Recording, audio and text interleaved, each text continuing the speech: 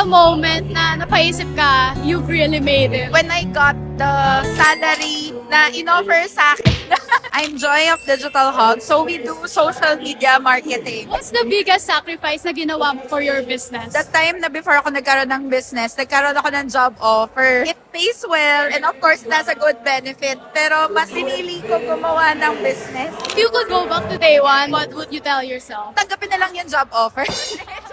Yung plano mong gawin, yung job, it will be worth it kahit na minsan mahirap. When was the moment na napaisip ka, you've really made it? When I got the salary na in-offer sa akin, I was thinking of whether to get that job offer or gagawin yung business. When I got that salary, parang okay, worth it. Even though it took almost how many years bago nandun. But at least, diba, naabot. If a business owner wants to know more about their business, anong ma-advise mo? Follow all social media channels of Story Seller Systems. Plan a consultation with them if you want your business to grow bigger. Kasi you'll be surprised. They'll find the secret para sa business mo.